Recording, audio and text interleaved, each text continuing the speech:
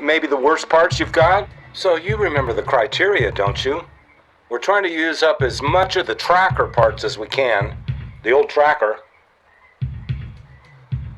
And we're trying to use as much of the bad parts as we can find.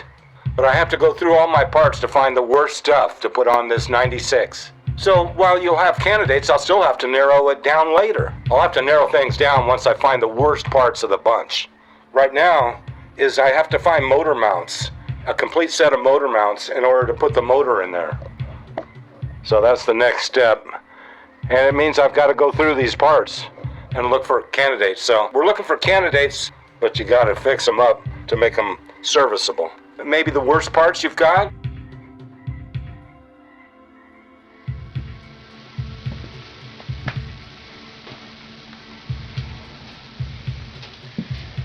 You've got your lower motor mounts, front and rear. We want to get the motor seated in those first thing. So you can bring it in from the right side. The motor's always going to go from the right side. But no matter what, you're going to have to lift it up. You're going to have to pick up the motor. So grabbing the head and the kick starter, balancing it, and we just need to set it in here.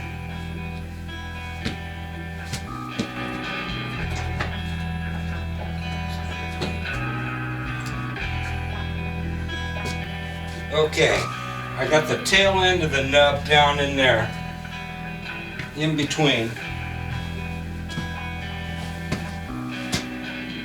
Close to it.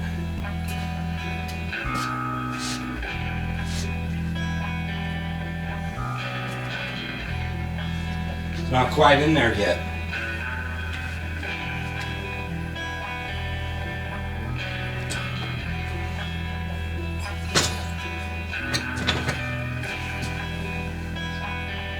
Okay, it's right in between. Now the front. It's always kind of a rub right here, getting past the down tube without raising up too high. That's why you kind of need to tilt the motor to the left side.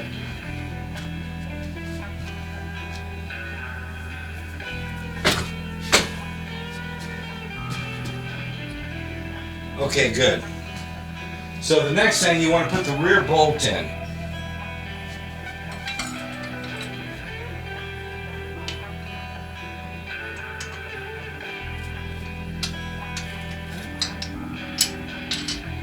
Just got to get the hole lined up a little bit.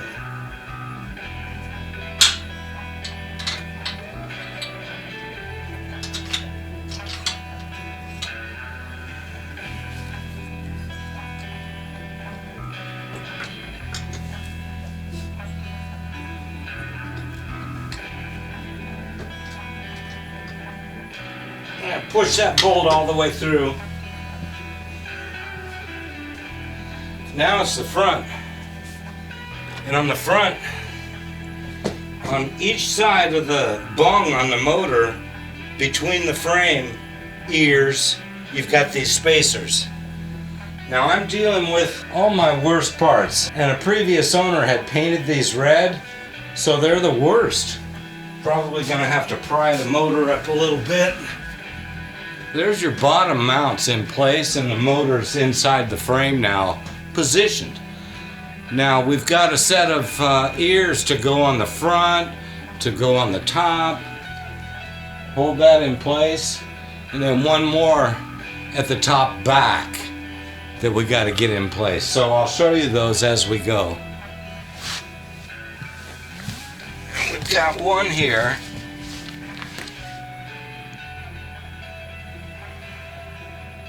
And another one here. 14s. You can see the underside of the rear right there. And the other side of this one. With some beautiful red spacers.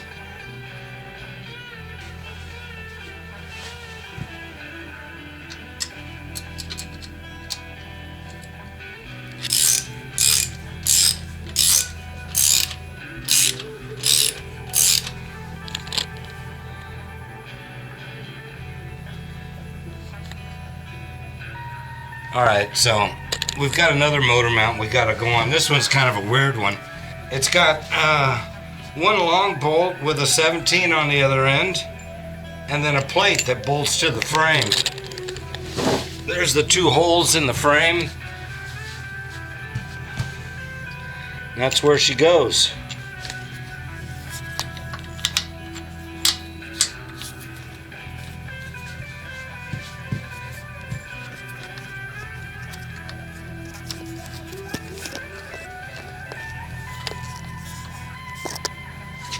Okay, what's the problem here? It's not coming through. Needs a little help.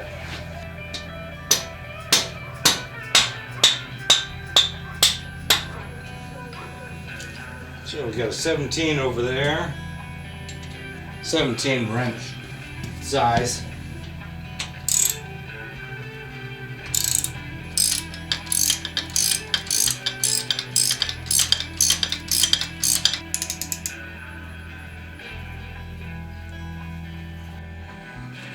For the top motor mount, you've got your 3 bolts and you've got your 2 flanges. Now these have a bit of a bend to them, and you should have the opening. This is correct here. When it's bolted on, there's a gap between them going down on the motor. So how is that again? I'll show you. Here you go.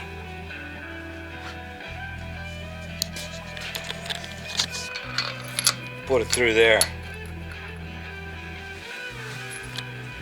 And this one's going to go on the other side that way. I think that the factory way is to bring the bolts through from the right side. Then there's the front motor mount. Now these are actually clearly marked left and right, so you know which side it goes on. And I can tell you right now that this long flat side is on top. Left side, and it only fits on the left.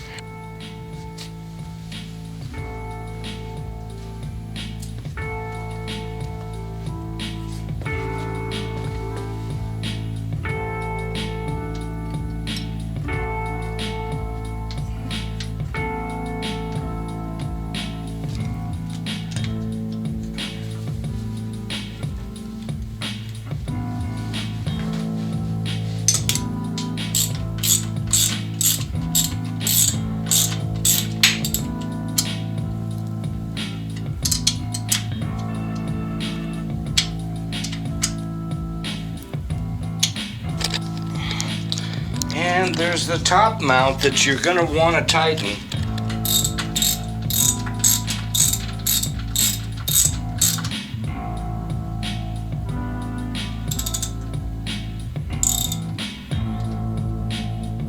As far as the bottom 3 mounts, 1, 2, 3, those take a 14-headed bolt and a 17mm nut. You gotta have a 17mm tool. Okay, I know it's just bolted in and I got a long ways to go. But that's a good place to be with the motor in there. It's all done with OEM brackets and bolts. The new owner's gonna appreciate that it's not a mix of hardware from the store. It's genuine Honda stuff, everything we're doing here. Motor's in place, and the next thing I see, it's leaking. It's probably dripping right from there.